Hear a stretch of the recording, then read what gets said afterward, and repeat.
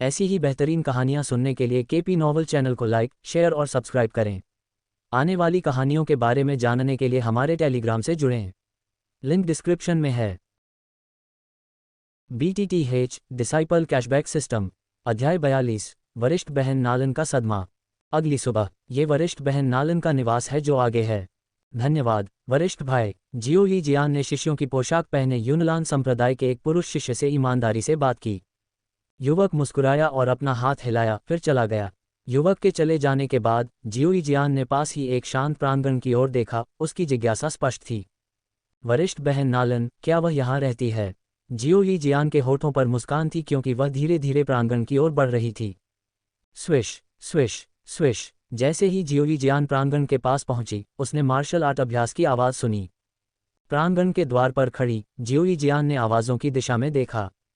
जल्द ही उसने एक युवती को सफ़ेद मार्शल पोशाक पहने, लंबी तलवार चलाते हुए आंगन में अपनी तलवारबाजी का अभ्यास करते हुए देखा। वरिष्ठ बहन नालन। सफ़ेद वस्त्र पहने युवती को देखकर जियाओ ही जियान की आंखें थोड़ी ठंडी हो गईं और वह पुकारने से खुद को रोक नहीं पाए। जियाओ ही जियान की आवाज़ सुनकर सफ़ेद वस्त्र पहने युवती ने तुरंत अपनी हरकतें रोक दी और जियाओ ही जियान की ओर देखा। जूनियर बहन, आप आखिरकार आ ही गईं। ये देखकर कि नवागंतुक जियाओ ही जियान थी, वरिष्ठ बहन नालन का आकर्षक चेहरा चमक उठा और वह जल्दी से आंगन का दरवाज़ा खोलने के लिए दौड़ी। अपनी पहली मुलाकात के बाद से वरिष्ठ बहन नालन ने गूहे में जियाओ ही जियान के निवास पर जाने की पहल की थी और अब वे दोनों एक दूसरे से काफ़ी परिचित थे। अंदर आओ और बैठो। आंगन का दरवाज़ा खोलने के बाद वरिष्ठ बहन नालन ने गर्मजोशी से जियाओ ही जियान को आंगन के बीच में खींच लिया जहां बैठने के लिए एक मंडप था। वरिष्ठ बहन नालन, मैं पिछले कुछ दिनों से एक महत्वपूर्ण सफलता के दौर से गुजर रही थी और आपसे मिलने के लिए समय नहीं निकाल पाए। मुझे सच में खेद है। जब वे दोनों बैठ गए तो जियाओ ही जियान ने माफ़ी मांगी। सीनियर बहन नालन ने जियाओ ही जियान से पिछली 2 मुलाकातों में उसने अभी तक अपने शरीर के भीतर जहर की गोली को सफलतापूर्वक संघनित नहीं किया था और भयानक जहर शरीर द्वारा उत्पन्न खतरे का समाधान नहीं हुआ था। वह सीनियर बहन नालन को नुकसान पहुंचाने से डरती थी, इसलिए उसने दोनों बार सीनियर बहन नालन के निमंत्रण को अस्वीकार कर दिया था। कोई बात नहीं, सफलता पाना ज़्यादा महत्वपूर्ण है जूनियर बहन। सीनियर बहन नालन के चेहरे पर मुस्कान थी और उसने बेपरवाही से कहा, अगर जूनियर बहन को दोषी महसूस होता है तो आप भविष्य में मुझसे मिलने और भी बार आ सकती हैं। जब से उसने गूहे से सम्राट की आत्मा की गोली को परिष्कृत करने के लिए सामग्री की सूची प्राप्त की थी, तब से यून अक्सर बाहर जाती थी, जिससे सीनियर सिस्टर नालन, जो हर दिन अकेले अभ्यास करती थी, कुछ हद तक ऊब महसूस करती थी। अपने खाली समय में वह उस दिन से गूहे के अनुरोध के बारे में सोचती थी, इसलिए वह अकेलेपन का विरोध नहीं कर सकी और जियो ही जियान को खोजने के लिए 2 बार गूहे के निवास पर गई। अब जब उसने देखा कि जियो ही जियान उसके साथ आ रही है तो वह स्वाभाविक रूप से बहुत खुश महसूस कर रही थी। बहुत बढ़िया, जब तक सीनियर सिस्टर नालन इससे थक नहीं जाती, मैं अक्सर आपसे मिलने आऊंगी। जियो ही जियान ने बिना किसी हिचकिचाहट के जवाब दिया। उसके चेहरे पर मुस्कान थी। यूनलान संप्रदाय में एक नवागंतुक के रूप में जियो ही जियान शायद ही किसी को जानती थी, इसलिए वह सीनियर सिस्टर नालन के साथ दोस्ती करके खुश थी। बहन, मुझे खुशी है कि तुम मेरे साथ आ सकती हो। मैं इससे कैसे थक सकती हूँ? नालन यानरान मुस्कुराए। वे दोनों एक ही उम्र की युवा लड़कियां थीं, इसलिए स्वाभाविक रूप से उनके पास कई समान विषय थे। जल्द ही वे दोनों मंडप में बैठ गईं और बातें करने लगीं। समय तेजी से बीत गया और बिना एहसास किए वे मंडप में पूरे 2 घंटे तक बातें करती रहीं। ओह, हम बहुत देर से बातें कर रहे हैं जूनियर बहन। चलो बातचीत से थोड़ा ब्रेक लेते हैं और मैं तुम्हें कुछ मार्शल आर्ट सिखाता हूँ। इस समय नालन यानरान ने आसमान की ओर देखा और फिर जियाओ ही जियान को आंगन में एक खुले क्षेत्र में खींच लिया। जूनियर बहन, क्या आप कोई युद्ध तकनीक जानती हैं? इस बिंदु पर नालन यानरान को अचानक कुछ याद आया और उसने जियाओ ही जियान की ओर देखा। अगर दूसरे पक्ष को कोई युद्ध तकनीक भी नहीं पता होती तो उसे सिखाना मुश्किल होता। आखिरकार मार्शल आर्ट का अभ्यास करने का सबसे अच्छा तरीका दूसरे व्यक्ति के साथ मुकाबला करना था, जिससे व्यक्ति तेजी से आगे बढ़ सकता था। ये सुनकर जियाओ ही जियान खुद को भाग्यशाली महसूस कर रही थी। सौभाग्य से उसके शिक्षक ने उसे कल ही येलो रैंक एडवांस्ड कॉम्बैट तकनीक रिपल पाम सिखाई थी, अन्यथा वह शर्मिंदा हो जाती। बहन, मैं केवल एक येलो रैंक एडवांस्ड कॉम्बैट तकनीक रिपल पाम जानती हूँ, जियाओ ही जियान ने उत्तर दिया। ये ठीक है, जब तक आप एक युद्ध तकनीक जानती हैं। हल्की मुस्कान के साथ नलन यानरान ने कहा, चूंकि तुम केवल हथेली की तकनीक जानती हो, चलो हथेली की तकनीक से शुरू करते हैं और मैं तुम्हें पहले बचाव करना सिखाऊंगी। ये कहने के बाद नलन यानरान ने आत्मविश्वास से भरी हुई शाओ यीजियान से कहा, जूनियर बहन, अब अपनी पूरी ताकत से रिपल पाम का इस्तेमाल करो और मुझ पर हमला करो। मैं तुम्हें बचाव करना सिखाऊंगी। यह, बहन, क्या तुम वाकई चाहती हो कि मैं अपनी पूरी ताकत लगाऊं? ये सुनकर शाओ यीजियान एक पल के लिए झिझकी। पहले उनकी बातचीत के दौरान नलन यानरान ने उल्लेख किया था कि उसकी साधना 4 सितारा डूज़ोंग स्तर पर थी। दूसरी ओर शाओ यीजियान एक 9 सितारा डूज़ोंग थी। क्या बहन नलन वास्तव में उसकी पूरी शक्ति का सामना कर सकती थी? बेशक, शाओ यीजियान की झिझक को देखकर नलन यानरान ने पुष्टि की, केवल अपनी पूरी ताकत का उपयोग करके ही मैं आपकी क्षमताओं का सही आकलन कर सकती हूँ। इस तरह मैं तुम्हें बेहतर मार्गदर्शन प्रदान कर सकती हूँ। नलन यानरान ने जोर देकर कहा, जूनियर बहन, चिंता मत करो और अपनी बड़ी बहन को कम मत समझो। यूनलान संप्रदाय की युवा पीढ़ी में कोई भी मुझे अभी तक घायल नहीं कर पाया है। ठीक है बहन, सावधान रहो। नलन यानरान के आत्मविश्वास को देखकर जियाओ यीजियान को थोड़ा भरोसा हुआ। हालांकि सुरक्षित रहने के लिए उसने अपनी ताकत की केवल 4 परतों का उपयोग करने का फैसला किया। जूनियर बहन, मैं तैयार हूँ, बस मेरे पास आओ। नलन यानरान का चेहरा उत्साह से चमक उठा। अतीत में वह हमेशा अकेले अभ्यास करती थी, इसलिए आज एक साथी होने से उसे उत्सुकता और उत्साह महसूस हुआ। रिपल पाम, जियाओ यीजियान ने सिर हिलाया, अपनी डुक्यूई को अपनी हथेली में इकट्ठा किया, अपने कदमों को तेज किया और सीधे नलन यानरान की ओर एक भयंकर हथेली का प्रहार किया। जूनियर बहन, प्रभावशाली हथेली तकनीक। जियाओ यीजियान की हथेली से निकलने वाली जबरदस्त ताकत को देखकर नलन यानरान की खूबसूरत आंखें चमक उठीं। जियाओ यीजियान की हथेली की तकनीक काफ़ी अच्छी है ना? इसके बाद नलन यानरान ने आत्मविश्वास से भरी अभिव्यक्ति के साथ जियाओ यीजियान की तेजी से आती हथेली की छाप को देखा। उसने शांति से अपनी हथेली उठाई और उसके अंदर की डुक्यूई उमड़ पड़ी। फिर उसने जोर से वार किया, जियाओ यीजियान की हथेली की छाप से सीधे टकराए। हालांकि जिस क्षण दोनों हथेली की छापें टकराईं, नलन यानरान का चेहरा एकदम बदल गया। उसने जियाओ यीजियान की कोमल हथेली से एक अप्रत्याशित और जबरदस्त ताकत आती महसूस की। अगले ही पल नलन यानरान की आकृति पीछे की ओर उड़ गई, जैसे कि किसी भारी हथौड़े से मारा गया हो। वह कई कदम लड़खड़ाती हुई आखिरकार खुद को स्थिर करने में कामयाब हुई, कुछ हद तक अस्त-व्यस्त दिख रही थी। सीनियर सिस्टर नलन, क्या आप ठीक हैं? नलन यानरान को अपनी हथेली के प्रहार से इतना पीछे धकेलते देख जियाओ यीजियान घबरा गई और जल्दी से नलन यानरान की सहायता के लिए आगे बढ़ी। इस समय नलन यानरान को सांस फूलने की चिंता नहीं थी। उसने चौंक कर जियाओ यीजियान को देखा और पूछा, जूनियर सिस्टर, आपकी साधना? नलन यानरान की अविश्वसनीय निगाहों का सामना करते हुए जियाओ यीजियान को थोड़ा दोषी महसूस हुआ। एक पल के लिए झिझकने के बाद उसने फुसफुसाते हुए कहा, वरिष्ठ बहन नलन, कुछ दिन पहले मैं 6 स्टार डू प्रैक्टिशनर स्तर तक पहुंच गई हूं। जियाओ यीजियान को डर था कि वह एक भयानक जहर शरीर की स्वामी होने की अपनी पहचान उजागर न कर दे, इसलिए उसने अभी के लिए अपने असली साधना स्तर को छिपाने का फैसला किया। जियाओ यीजियान की मधुर आवाज़ सुनकर नलन यानरान की आंखें कुछ खाली हो गईं। अध्याय 43, विशेष प्रशिक्षण। जूनियर सिस्टर, आपने पहले बताया था कि इस साल आप सिर्फ 16 साल की हैं। नलन यानरान ने चकित भाव से जियाओ यीजियान की ओर देखा। हाँ, जियाओ यीजियान ने जवाब में धीरे से सिर हिलाया। 16 वर्षीय 6 स्टार डू प्रैक्टिशनर, नलन यानरान ने खुद से कहा। उसकी अभिव्यक्ति काफ़ी जटिल थी। जाहिर है नलन यानरान को झटका लगा। शुरू में उसे लगता था कि अपनी प्रतिभा के साथ उसे यूनलान संप्रदाय में नंबर 1 प्रतिभाशाली माना जा सकता है। इसने उसे कुछ हद तक आत्मसंतुष्ट और गर्वित बना दिया। अब जियाओ यीजियान की उपस्थिति ने उसे कुछ हद तक पराजित महसूस कराया। 20 उन्नत अध्यायों के लिए मेरे पैट्रियन को देखें। हालांकि नलन यानरान हमेशा से ही ऐसी व्यक्ति रही थी जिसे हारना पसंद नहीं था। जल्द ही वह अपनी निराशा से उभरी और अपना दृढ़ संकल्प वापस पा लिया। जूनियर सिस्टर जियान, मैं निश्चित रूप से आपसे आगे निकल जाऊंगी, उसने चुपचाप खुद को प्रोत्साहित किया। उसने पहले ही भविष्य में और भी कठिन अभ्यास करने का फैसला कर लिया था। तभी वह यूनलान संप्रदाय के युवा संप्रदाय नेता के रूप में अपने खिताब को बरकरार रख सकती थी।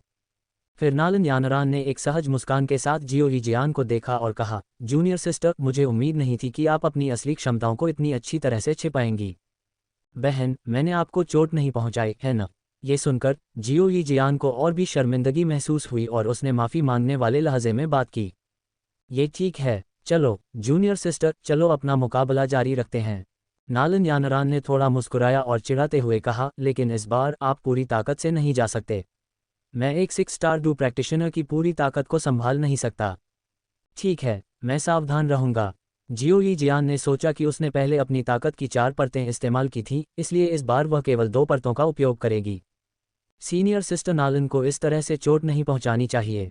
इसके बाद उन दोनों ने दोस्ताना तरीके से मुकाबला करना शुरू कर दिया। तमाचा तमाचा तमाचा डॉट डॉट डॉट। शिक्षक दूसरे आंगन में गूहे एक मंडप में चाय की चुस्की ले रहा था जब लियू लिंग अचानक दौड़कर आया। क्या बात है? गूहे ने अपना चाय का प्याला उठाया और शांति से बोलने से पहले एक घूंट लिया। उद्धरण चिन्ह डॉट डॉट डॉट उद्धरण चिन्ह। लियू लिंग का मुंह थोड़ा सा फड़क उठा, फिर उसने अवाक भाव से कहा, शिक्षक, क्या आपने मुझे हर दिन विशेष प्रशिक्षण के लिए यहाँ आने के लिए नहीं कहा था? विशेष प्रशिक्षण की बात करते हुए लियू लिंग कुछ उत्साहित था। क्या ये हो सकता है कि शिक्षक मुझे कुछ व्यक्तिगत प्रशिक्षण देना चाहते हैं? निश्चित रूप से शिक्षक जानते हैं कि मेरे लिए सबसे अच्छा क्या है। ये सुनकर गूहे कुछ क्षण के लिए स्तब्ध रह गया, फिर उसने बेपरवाह होने का नाटक किया और कहा, हाँ, वास्तव में ऐसा कुछ है। आपको अच्छी तरह याद है। अच्छा गुरु, आप मेरे लिए किस तरह के विशेष प्रशिक्षण की योजना बना रहे हैं? लियू लिंग ने प्रत्याशा के साथ पूछा। पिछली बार जब गूहे ने विशेष प्रशिक्षण का उल्लेख किया था तो उसने कहा था कि इससे अगली बार जब वह उसे ज्ञान देगा तो उसे कम दर्द होगा। इससे लियू लिंग उत्साहित हो गया क्योंकि अगर डूक्यूई जल से एक दर्दनाक नहीं था तो वह इसे लंबे समय तक सहन कर सकता था और अधिक ताकत हासिल कर सकता था। यह विशेष प्रशिक्षण मुख्य रूप से आपके भौतिक शरीर को शांत करने के लिए है, गूहे ने शांति से कहा। फिर गूहे ने अपने भंडारण रिंग में हाथ डाला और एक बड़ा बाथटब सीधे आंगन में दिखाई दिया। गुरु, ये किस लिए है? कहीं से भी प्रकट हुए बड़े बाथटब को देखकर लियू लिंग कुछ हैरान था। जाओ, थोड़ा पानी लाओ और बाथटब भर दो। गूहे ने आगे कुछ नहीं बताया, उसने बस लियू लिंग को आदेश दिया। ओह, लियू लिंग हालांकि कुछ हद तक हैरान थी लेकिन आज्ञाकारी ढंग से उसका पालन किया। जल्द ही आंगन के बीच में बड़ा बाथटब पानी से भर गया। शिक्षक, ये भर गया है। लियू लिंग गूहे के पास गई और रिपोर्ट की। ये सुनकर गूहे ने ऊपर देखा और फिर पानी से भरे बाथटब की ओर इशारा करते हुए कहा, कूद जाओ। क्या? लियू लिंग की अभिव्यक्ति जम गई, लेकिन गूहे की अडिग निगाहों के नीचे उसके पास बाथटब में कूदने के अलावा कोई विकल्प नहीं था। शिक्षक, हम यहाँ क्या कर रहे हैं? बाथटब में डूबी हुई लियू लिंग ने उत्सुकता से पूछा। तुम्हें जल्द ही पता चल जाएगा, गूहे ने एक फीकी मुस्कान के साथ जवाब दिया, फिर अपनी स्टोरेज रिंग से एक जेड बोतल निकाली। याद रखना, आज तुम्हारा काम इस बाथटब में आधे घंटे तक भीगना है। यदि तुम ऐसा नहीं कर सकते तो भविष्य में तुम्हें यहाँ आने की कोई आवश्यकता नहीं है। जैड की बोतल को पकड़े हुए गूहे ने गंभीर भाव से कहा। गूहे के कथन का पहला भाग सुनकर लियू लिंग को कुछ पूर्वाभास हुआ। हालांकि जब उसने बाद का भाग सुना तो वह कांप उठी और अविश्वास से गूहे को देखने लगी। गुरु, क्या आप गंभीर हैं? गूहे के शब्दों के पीछे का अर्थ बिल्कुल स्पष्ट था। यदि कोई व्यक्ति अपने आप आधे घंटे तक भी सहन नहीं कर सकता तो इस बात की बहुत अधिक संभावना है कि उसे संप्रदाय से निकाल दिया जाएगा। ये सोचकर लियू लिंग का दिल कठोर हो गया और उसकी आंखें धीरे धीरे दृढ़ हो गईं। गुरु गूहे, कृपया निश्चिंत रहें, आपका शिष्य निश्चित रूप से दृढ़ रहेगा। क्या ऐसा है? लेकिन कृपया अपने आप पर दबाव न डालें, गूहे ने धीमे स्वर में कहा, फिर बोतल का ढक्कन खोला और बाथटब में लाल तरल डाला। मास्टर गूहे, यह क्या है? लियू लिंग ने गूहे द्वारा डाले गए लाल तरल को देखा, हैरान महसूस कर रहा था। रक्त प्रज्वलन अमृत, गूहे ने हल्के से कहा। जिस क्षण गूहे ने बोलना समाप्त किया, बाथटब के भीतर अचानक परिवर्तन हुआ। लाल तरल पानी में प्रवेश कर गया और तेजी से बुलबुले निकलने लगे, जैसे कि पूरे बाथटब का पानी उबल रहा हो। जल्द ही पूरे बाथटब का पानी पूरी तरह से लाल हो गया। जैसे ही लियू लिंग बोलने वाला था, उसका चेहरा अचानक बदल गया और उसे पानी से एक तीव्र झुलसाने वाली सनसनी महसूस हुई। एक पल में लियू लिंग को लगा जैसे वह किसी भट्टी में डूबा हुआ है। याद है, आधा घंटा, गूहे ने धीमे स्वर में कहा और फिर मंडप में लौट आया। ये सुनकर लियू लिंग का दिल कांप उठा और फिर धीरे धीरे उसका चेहरा दृढ़ हो गया। वह अपने शरीर के हर छिद्र से एक शक्तिशाली तीव्र गर्मी को भेदता हुआ महसूस कर सकता था, जो उसके अंगों और शरीर को भयंकर दर्द से जला रही थी। इस समय उसे आखिरकार गूहे के शब्दों के पीछे का अर्थ समझ में आ गया। ऐसी पीड़ा को आधे घंटे तक सहने के लिए अत्यंत दृढ़ इच्छाशक्ति की आवश्यकता होगी। हालांकि ऐसे भयंकर दर्द में भी मुझे दृढ़ रहना चाहिए, लियू लिंग ने अपने दिल में चुपचाप सोचा। हालांकि शिक्षक के शब्द शायद मजाक में कहे गए थे, लेकिन लियू लिंग जानता था कि अगर वह वास्तव में आधे घंटे तक सहन नहीं कर सका तो यह निश्चित रूप से उसके शिक्षक को निराश करेगा। ये कुछ ऐसा था जिसे लियू लिंग बिल्कुल नहीं देखना चाहता था। ये सिर्फ आधा घंटा है ना? मैं इस पर विश्वास करने से इनकार करता हूँ। लियू लिंग ने धीरे से अपनी आंखें बंद कर लीं और अपने पूरे शरीर को शोधन तरल में डूबने दिया। जल्द ही बाथटब में तीव्र गर्मी और भी अधिक बढ़ गई, जिससे लियू लिंग को पहले से भी अधिक दर्द होने लगा। इस समय उसके चेहरे का भाव पहले से ही विकृत हो चुका था। मैं सहूंगा, मुझे सहना ही होगा। भले ही वह पीड़ा में था, लेकिन लियू लिंग का मन शांत रहा। वह महसूस कर सकता था कि इस रक्त प्रज्वलन अमृत के शोधन से गुजरने के बाद उसका भौतिक शरीर धीरे धीरे बदल रहा था। लियू लिंग ने अपने भौतिक शरीर और क्यूई को परिष्कृत करने के लिए इस अवसर का उपयोग करते हुए वायलेट सन तकनीक को संचालित करने के लिए संघर्ष किया। मंडप में गूहे ने अपनी आंखों में संतुष्टि के भाव के साथ ये दृश्य देखा। इस बच्चे ने आखिरकार उसे निराश नहीं किया। अध्याय 44 मिटीर नीलामी घर। ओह, आधे घंटे बाद लियू लिंग बाथटब से बाहर निकला और मंडप में गूहे की ओर देखा। मास्टर, मैंने आधे घंटे तक सहन किया। ये सुनकर गूहे ने धीरे से अपना चाय का प्याला नीचे रखा और लियू लिंग की ओर सिर हिलाया। हाँ, अच्छा किया, अच्छा काम करते रहो और कल भी जारी रखो। उद्धरण चिन्ह उद्धरण चिन्ह। ये सुनकर लियू लिंग का मुंह थोड़ा सा फड़क उठा, लेकिन अंत में उसने कहा, हाँ मास्टर। वापस आने के बाद जल्दी ठीक होने के लिए कुछ आई से हाथ साल लगाओ, गूहे ने याद दिलाया, ये देखकर कि लियू लिंग के शरीर पर कुछ लालिमा थी। हाँ मास्टर, लियू लिंग ने सिर हिलाया और फिर धीरे से आंगन से बाहर निकल गया। 2 दिन बाद सुबह सुबह गूहे ने यूनलान संप्रदाय को छोड़ दिया और राजधानी शहर में पहुंच गया। उसे सूचना मिली थी कि आज वह दिन है जब मिटर नीलामी घर में नीलामी हो रही है।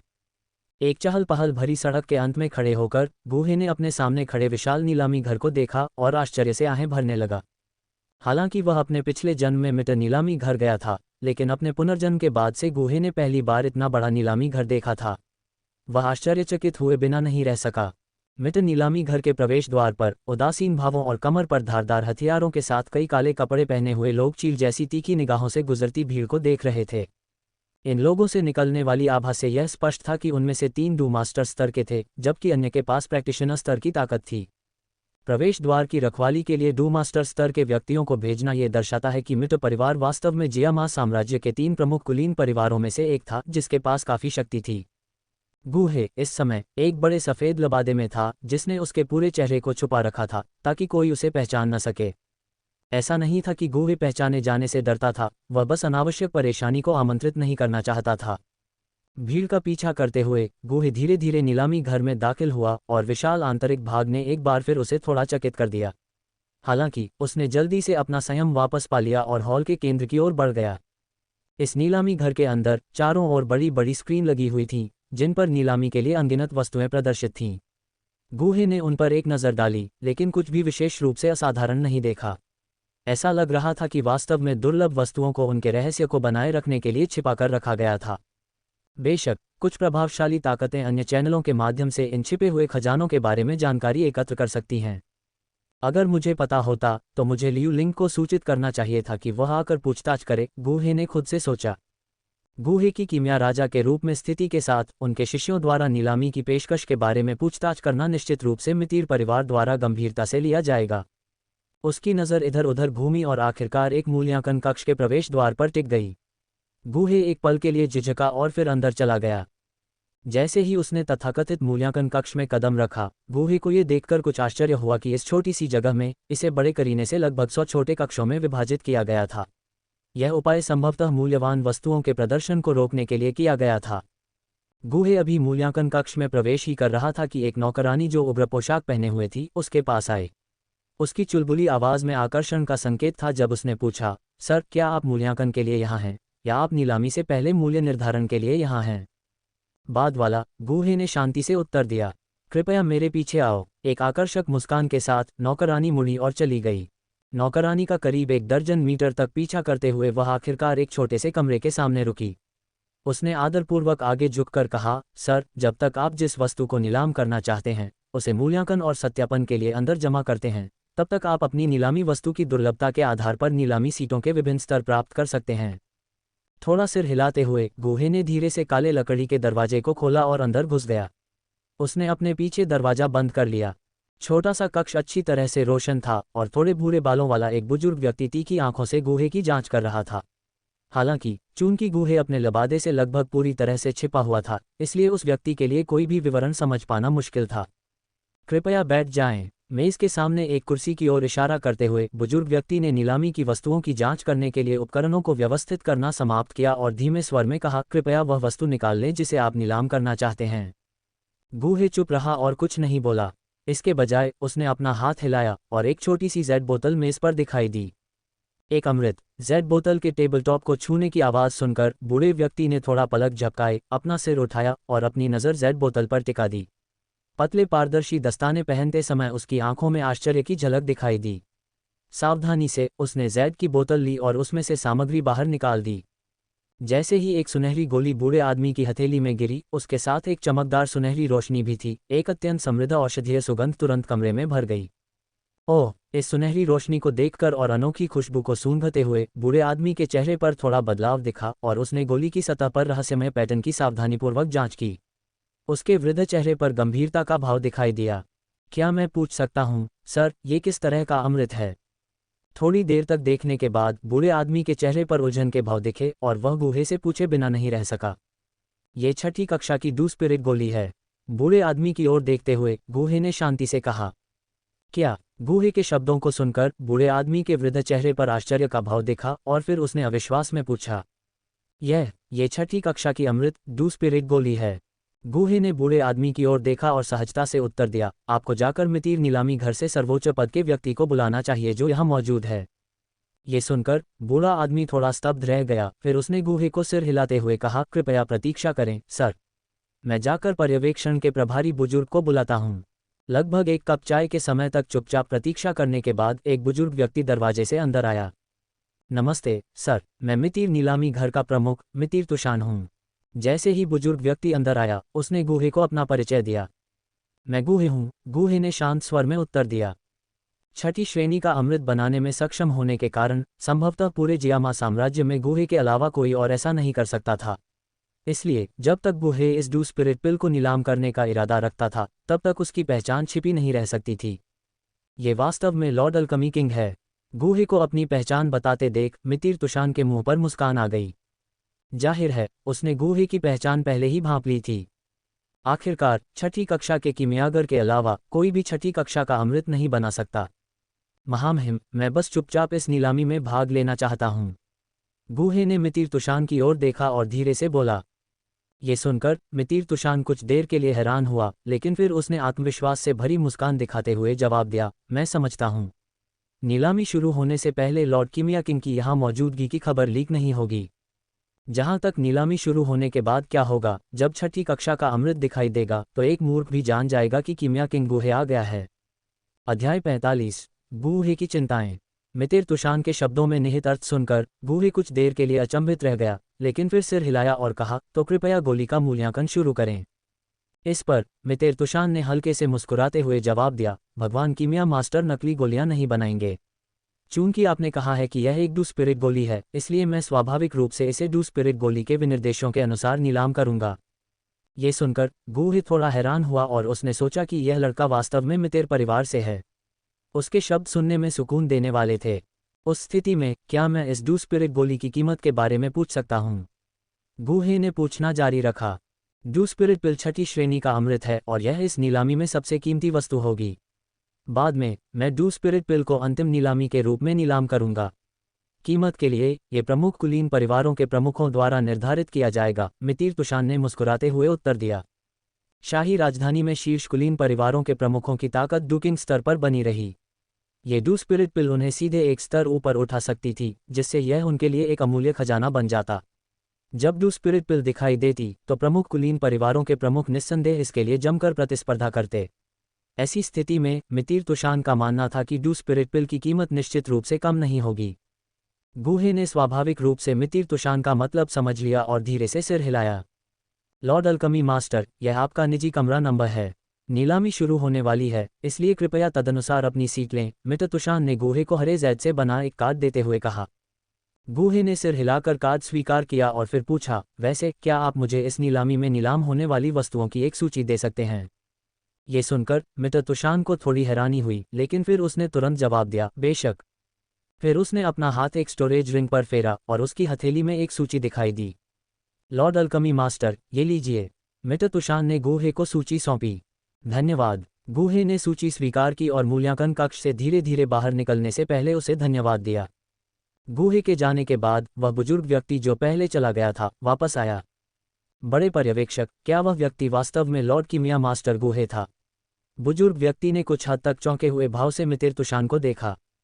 ठीक है, मुझे उम्मीद नहीं थी कि लॉर्ड कीमिया मास्टर गूहे जैसी प्रमुख हस्ती इस नीलामी में दिखाई देगी, मितिर तुशान ने अपना सिर हिलाते हुए कहा। मुझे डर है कि इस नीलामी की गुणवत्ता उसे निराश कर सकती है। इसके साथ ही मितिर तुशान ने बुजुर्ग व्यक्ति को निर्देश दिया, जैसे ही नीलामी शुरू होती है तुरंत छठी कक्षा की डू स्पिरिट पिल की खबर प्रमुख कुलीन परिवारों के प्रमुखों तक फैलाएं और उन्हें पूरी तरह से तैयार होने के लिए कहें। ये सुनकर बुजुर्ग व्यक्ति ने सम्मानपूर्वक उत्तर दिया, हाँ बड़े। अपने द्वारा प्राप्त ग्रीन कार्ड का उपयोग करके गूहे ने आसानी से अपना निजी कमरा ढूंढ लिया और अपनी सीट पर बैठ गया। अपने निजी कमरे के बाहर भीड़ भरे नीलामी स्थल को देखते हुए दृश्य जीवंत और हलचल भरा था। मिटो ऑक्शन हाउस वास्तव में जियामा साम्राज्य में नंबर 1 नीलामी घर के रूप में अपनी प्रतिष्ठा का हकदार है। लोकप्रियता वास्तव में प्रभावशाली है, गूहे ने दृश्य को देखते हुए आह भरी। ये देखते हुए कि नीलामी अभी शुरू नहीं हुई थी, गूहे ने मिटर तुशान से प्राप्त सूची निकाली और लापरवाही से उसकी जांच की। एक पल के बाद गूहे ने अपने चेहरे पर कुछ हद तक निराश भाव के साथ सूची को बंद कर दिया। सूची में केवल एक प्रकार की औषधीय जड़ी बूटी थी जो उसे कुछ हद तक आकर्षक लगी, जबकि नीलामी की बाकी वस्तुएं उसकी नज़र में साधारण लग रही थीं। हालांकि यह अपेक्षित था, यह नीलामी केवल एक गहन स्तरीय नीलामी थी। मिटर परिवार में नीलामी घरों को 4 स्तरों में वर्गीकृत किया गया था: स्वर्ग, पृथ्वी, गहन और पीला। स्वर्ग स्तर सबसे ऊंचा था। हालांकि स्वर्ग स्तरीय नीलामी शायद ही कभी आयोजित की जाती थी, शायद हर साल या 2 साल में एक बार, और जब ऐसा होता था तो इसका मतलब था कि मिटर नीलामी घर द्वारा नीलाम की जाने वाली वस्तुएं बहुत महत्वपूर्ण थीं। उस समय जियामा साम्राज्य के लगभग आधे मजबूत व्यक्ति और गुट के नेता इसमें शामिल होते थे। गूहे की याद में उनके पूर्ववर्ती ने भी ऐसी ही एक नीलामी में भाग लिया था। उस समय मिटर नीलामी घर ने 6 स्तरीय फायर स्केल्ड क्रोकोडाइल ड्रैगन के अंडे की नीलामी की थी। एक बार जब फायर स्केल्ड क्रोकोडाइल ड्रैगन सफलतापूर्वक फूट जाता तो यह स्वाभाविक रूप से डू किंग स्तर का पावरहाउस होता और उचित पोषण के साथ यह अनिवार्य रूप से जल्द या बाद में डू सम्राट स्तर तक पहुंच जाता। ऐसी नीलामी वस्तुएं जियामा साम्राज्य के लिए बिल्कुल अमूल्य थीं। इस समय जैसे ही गूहे ने अपने हाथ में सूची देखी, उसके चेहरे पर निराशा छा गई। अब जबकि वह 7वीं कक्षा के कीमियागर के रूप में आगे बढ़ चुका था, अपेक्षाकृत छोटे जियामा साम्राज्य के भीतर 7वीं कक्षा की जड़ी बूटियां ढूंढना वाकई एक चुनौतीपूर्ण काम था। 7वीं कक्षा की जड़ी बूटियां पहले से ही दुर्लभ थीं, 8वीं कक्षा की तो बात ही छोड़िए। इस बारे में सोचते हुए गूहे कुछ हद तक असहाय महसूस कर रहा था। ये चावल के बिना खाना पकाने की कोशिश करने जैसा था। अगर उसे 8वीं कक्षा की जड़ी बूटियां भी नहीं मिल पाईं तो वह 8वीं कक्षा के कीमियागर के रूप में कैसे आगे बढ़ सकता था। महाद्वीप पर कीमियागर वास्तव में एक दुर्लभ पेशा थे, लेकिन वे बेहद महंगे भी थे। हालांकि कीमिया के लिए जन्मजात प्रतिभा की आवश्यकता होती है, लेकिन जड़ी बूटियों की निरंतर आपूर्ति के बिना उच्च प्रतिभा के साथ भी किसी के कीमिया कौशल को तेजी से आगे बढ़ाना मुश्किल था। हालांकि अगर उनके पीछे एक बड़ा गुट होता जो जड़ी बूटियों की निरंतर आपूर्ति कर सकता था, तो वे सामग्री की तलाश में दूर दूर तक यात्रा किए बिना अपने शिल्प पर ध्यान केंद्रित कर सकते थे। ऐसी केंद्रित परिस्थितियों में उनकी उपलब्धियां स्वाभाविक रूप से फ्रीलांस कीमियागरों की तुलना में अधिक समृद्ध होंगी। इसलिए कई कीमियागरों को उम्मीद थी कि उन्हें कीमियागर सम्मेलन में एक अमीर संरक्षक मिलेगा जो उदारता से उनके प्रयासों का समर्थन कर सके। अपने पूर्ववर्ती के मामले में वह पिछले कीमियागर सम्मेलन में सबसे बड़ा डाक हॉर्स था। उससे पहले बहुत कम लोग गूहे नाम जानते थे। चूंकि उसने सम्मेलन में अपना नाम बना लिया था, इसलिए वह तत्कालीन यूनलान संप्रदाय के गुरु की नज़र में आ गया था, जिसने उसे संप्रदाय के एक बुजुर्ग के रूप में नियुक्त किया था। उस समय गूहे केवल 4थी श्रेणी के कीमियागर थे। हालांकि वर्षों से यूनलान संप्रदाय के अपार वित्तीय समर्थन के साथ वह अपनी रैंक को 2 ग्रेड आगे बढ़ाने में कामयाब रहा था और अपेक्षाकृत अज्ञात से सम्मानित डैनकिंग बन गया था। इसलिए अगर यूनलान संप्रदाय का समर्थन नहीं होता तो गूहे को अपनी वर्तमान शक्ति के स्तर को प्राप्त करने के लिए कम से कम 20 और वर्षों की आवश्यकता होती। एक अमीर संरक्षक होने का ये फायदा था, आपको हर जगह जड़ी बूटियां खोजने और ऐसा करने में समय बर्बाद करने की जरूरत नहीं थी। गूहे की वर्तमान कीमिया रैंक के साथ छोटा यूनलान संप्रदाय अब उसे बर्दाश्त नहीं कर सकता था। क्या ऐसा हो सकता है कि मुझे खुद को जोड़ने के लिए एक अधिक शक्तिशाली गुट खोजने की आवश्यकता है? गूहे खुद को सोचने से रोक नहीं सका। एक 7वीं कक्षा के कीमियागर के रूप में संभवतः पूरे उत्तर पश्चिमी क्षेत्र में कोई ऐसा गुट नहीं था जो उसका समर्थन कर सके। केवल मध्य महाद्वीप के प्रमुख गुटों के पास उस तरह की शक्ति थी। हालांकि मध्य महाद्वीप में भी एक 7वीं कक्षा के कीमियागर के रूप में गूहे निस्संदेह विभिन्न गुटों द्वारा अत्यधिक मांगी जाने वाली संपत्ति होगी। मैं इसे एक बार में एक कदम उठाऊंगा। 7वीं कक्षा का कीमियागर होना फिलहाल पर्याप्त होना चाहिए। गूहे ने हार मानकर अपना सिर हिलाया और आह भरी। अध्याय 46। नीलामी शुरू होती है। निजी कमरे में कुछ देर तक बेकार में प्रतीक्षा करने के बाद गूहे ने पाया कि नीलामी स्थल आखिरकार लोगों से भर गया है। थोड़ी देर प्रतीक्षा के बाद एक स्पष्ट घंटी बजी जो नीलामी हॉल में धीरे धीरे गूंज रही थी। जैसे ही घंटी बजी, आयोजन स्थल में पहले से शोरगुल और अराजक माहौल धीरे धीरे शांत हो गया। असंख्य आंखें बीच में क्रिस्टल नीलामी मंच की ओर मुड़ गईं, जो प्रत्याशा से भरी हुई थीं। उस समय मितिर तुशान, जो पहले मूल्यांकन कक्ष में दिखाई दिए थे, धीरे धीरे क्रिस्टल नीलामी मंच पर चढ़ गए। मितिर तुशान को देखकर पहले से चहल पहल वाला नीलामी हॉल तुरंत शांत हो गया। सभी का ध्यान उन पर केंद्रित था। हे, सभी बेसब्री से इंतजार कर रहे होंगे। उस स्थिति में मैं आपको आधिकारिक शब्दों से बोर नहीं करूंगा। मितिर तुशान क्रिस्टल नीलामी मंच पर खड़े थे और आयोजन स्थल में घनी भीड़ को देखते हुए मुस्कुरा रहे थे। फिर उनकी नज़र निजी कमरों में प्रभावशाली लोगों पर पड़ी। उनकी तेज आवाज़ हॉल में गूंज उठी। एक अनुभवी नीलामीकर्ता के रूप में वह अच्छी तरह से जानता था कि नीचे के लोग क्या देखना चाहते हैं और क्या नहीं। इसलिए उसने उद्घाटन समारोह की परिचयात्मक औपचारिकताओं को छोड़ दिया, लेकिन यह वास्तव में प्रभावी था। यहाँ तक कि गूहे ने भी स्वीकृति में थोड़ा सिर हिलाया। जियामा साम्राज्य में नंबर 1 नीलामी घर के रूप में मुझे विश्वास है कि हमारा मितिर नीलामी घर इस बार आपको निराश नहीं करेगा, मितिर तुशान ने आत्मविश्वास से कहा, 6ठी कक्षा की डू स्पिरिट पिल के बारे में सोचते हुए जिसे अभी अभी समापन के रूप में शामिल किया गया था।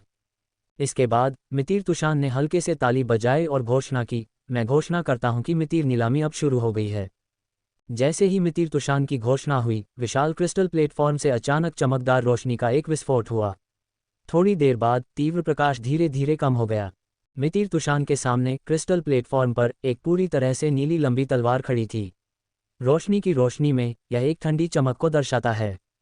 तलवार पर बहते ऊर्जा के निशानों को देखते हुए यह स्पष्ट रूप से एक जादुई कोर हथियार था जिसे एक मास्टर ने सावधानीपूर्वक गढ़ा था। इस तलवार को फ्रॉस्ट एज कहा जाता है, जो फ्रॉस्ट आयरन से बनी है, जो लोहे को मिट्टी की तरह काटने में सक्षम है। ये तीसरे दर्जे के बर्फ तत्व जादुई कोर के साथ पूरी तरह से एम्बेडेड है।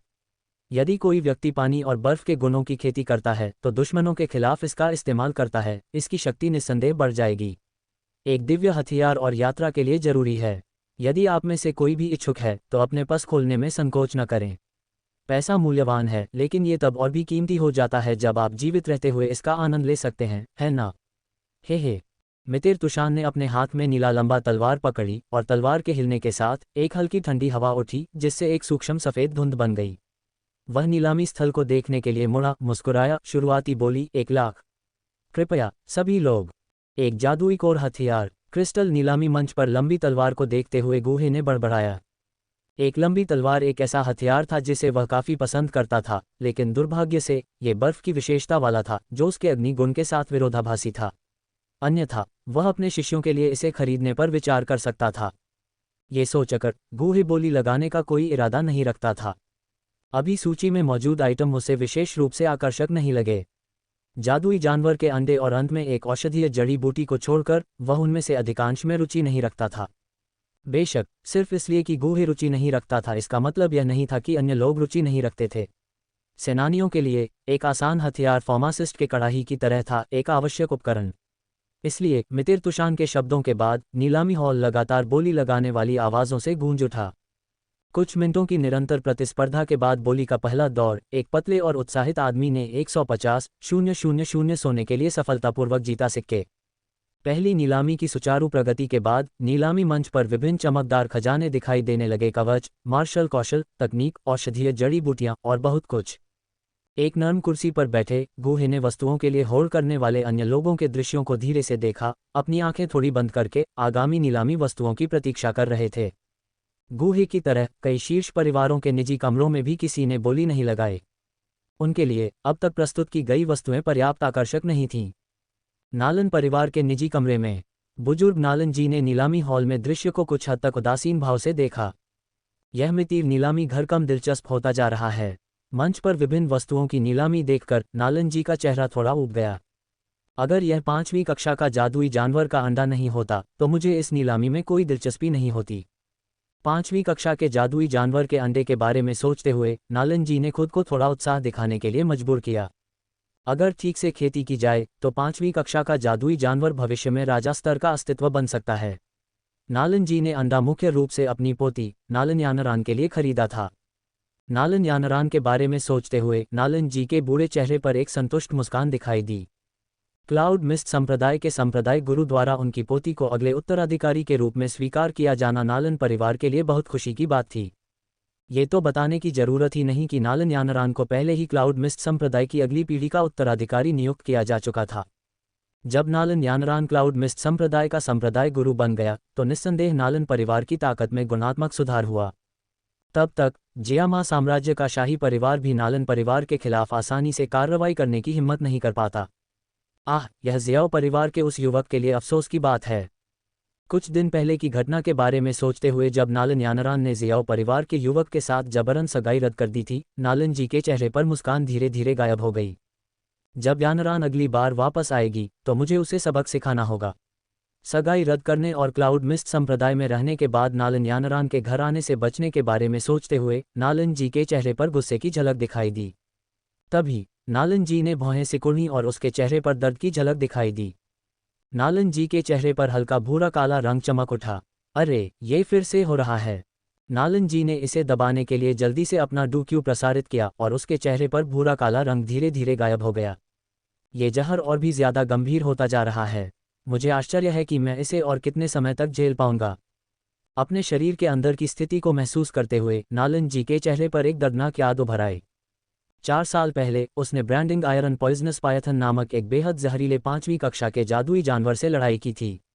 हालांकि उसने आखिरकार उसे मार दिया था, लेकिन दुर्भाग्य से उसे ब्रांडिंग आयरन पॉइजन नामक एक भयानक विष का इंजेक्शन लगा दिया गया था। इस जहर के बारे में जानकारी की खोज करने पर नालन जी के चेहरे पर उदासी छा गई। अभिलेखों में 6ठी कक्षा के बहुत से जादुई जानवरों को ब्रांडिंग आयरन पॉइजनस पायथन के पारलौकिक जहर से मारे जाने का उल्लेख नहीं किया गया था। अगर ये तथ्य न होता कि उनकी संख्या अत्यंत दुर्लभ थी, तो महाद्वीप के कई शक्तिशाली व्यक्ति शायद इस जहर का सामना करने के विचार से ही पीला पड़ जाते। वर्षों से अपनी मजबूत डूक्यूई पर भरोसा करते हुए वह जहर को दबाता रहा था। हालांकि जैसे जैसे उसकी उम्र बढ़ती गई, जहर का असर और भी ज्यादा होता गया। नालन जी को पहले से ही अंदाजा था कि उसके शरीर के अंदर मौजूद ब्रांडिंग आयरन जहर के पूरी तरह से फूटने में ज्यादा समय नहीं लगेगा। अध्याय 47 प्रमुख परिवारों में सदमा। अपने शरीर के भीतर ब्रांडिंग आयरन जहर के बारे में सोचते हुए नालन जी को अपने दिल में निराशा का बादल महसूस हुआ। एक बार ब्रांडिंग आयरन जहर फूटने के बाद कोई इलाज नहीं होगा। नालन परिवार के स्तंभ के रूप में अगर वह गिर जाता और यानरान, वह लड़की, अभी तक बड़ी नहीं हुई होती तो नालन परिवार बहुत खतरे में पड़ जाता। धमाका धमाका धमाका। तभी निजी कमरे के बाहर से एक दस्तक की आवाज आई, जिससे नालन जी, जो अपनी परेशानियों में डूबा हुआ था, होश में आया।